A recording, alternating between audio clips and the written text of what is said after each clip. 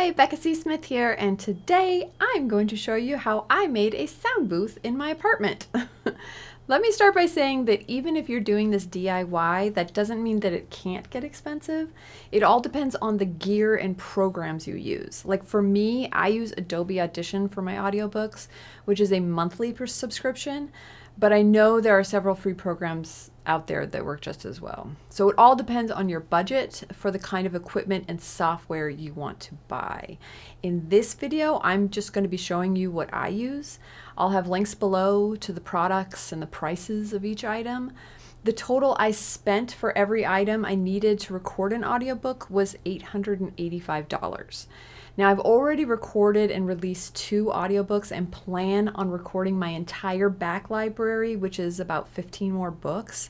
So it was well worth the investment for me. Also, keep in mind, you might already have a lot of this stuff: monitors, keyboard, mouse, etc. But I'm showing you it all as if you're completely starting from scratch. I've also made closet audio booths in 3 different apartments, and they've all worked great. So the first thing you want to do is make sure there are no reflecting walls. We want to control the sound as much as possible, from outside noises to the reverb or echoes off the reflective surfaces. Basically make sure the sound is as clear as possible. If you don't have carpet on the floor, I'd use a blanket or a small rug if you want to buy something. But for the walls, a closet is great because the clothes act as a dampener for most of the surfaces. But the ceiling, the back of the door, and the other odd spaces, I just use an egg crate mattress topper from Walmart, queen size, which was about 20 bucks. But since I don't have the link for that, I did put a link for foam squares you can get through Amazon. Both will do the trick. And I just used a staple gun to put them on the foam, but you can use thumbtacks or glue depending on how comfortable you are putting holes in your walls. If it's a rental. You can just even hang it if that is a problem for you. So once the reflective surfaces are covered, the next is setup. If you'd like to sit while recording, you can just get a small table and microphone stand, and that'll do just fine. I did this for both books. I used a side table meant for the living room. It's nice because it's on wheels, so I can move it around if I want to and actually get it into my closet. But since I switched over to standing now, I bought a laptop stand that I glued a plank of wood on. That way I could raise or lower it exactly to my height.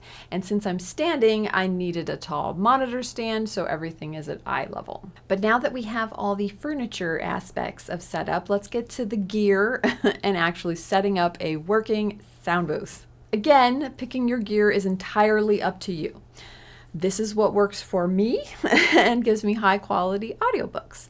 Plus, I've never had any issues or kickbacks when uploading to ACX or Findaway Voices, so take that information as you will.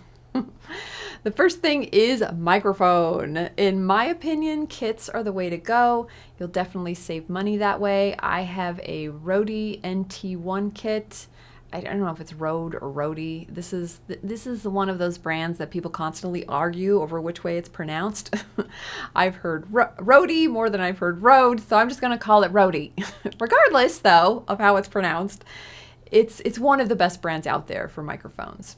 And the NT1 is a cardioid condenser microphone, which means it's unidirectional. So basically it rejects sound from the sides and rear of the mic. Its root word is cardio for a reason. Think of where the sound goes as a heart-shaped pattern. So it's only going to pick up sound where you point it. This is great for focus sound like audiobooks or podcasts. It also helps filter out outside noises, especially when you're doing this out of a closet and live near a freeway like me. Now, like I said before, if you're sitting, you just need a microphone stand. That'll get the microphone to your mouth level. But if you're standing, like I am, I use what's called a magic arm. I can attach it to the top of my closet shelf and bend it any way I want to get it perfectly to my mouth level. As I said, the audiobooks I did before, I was sitting, but I found that it helps me keep my energy up when I stand, so that's why I switched over. Plus, chair can be tricky getting in and out of your closet, depending on its size. especially if you want a comfy one.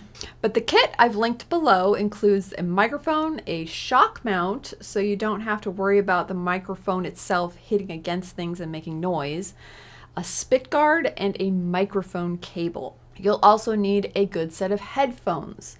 This is actually really important because you want to be able to hear any sounds that non-professional headphones just won't pick up, like tiny clicks and distant cars, like anything really. With a good set of headphones, you'll hear everything.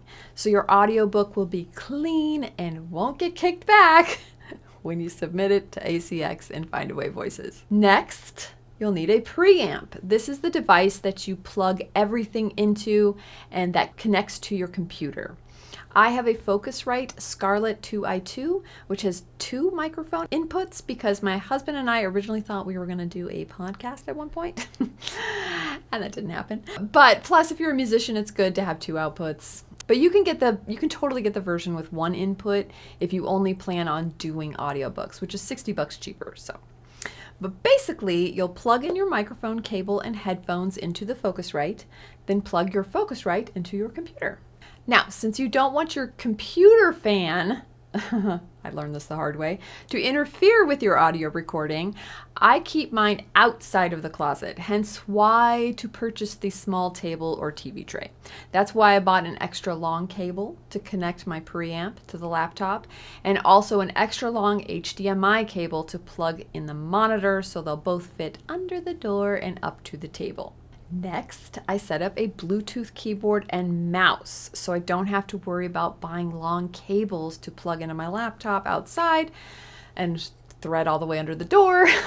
But if your plugs are long enough with your keyboard and mouse, of course, that's totally an option. I just like having the hands-free aspect since sometimes the cable from the mouse rubs against the table and makes noise that I've missed in the past, and it was really annoying to re-record.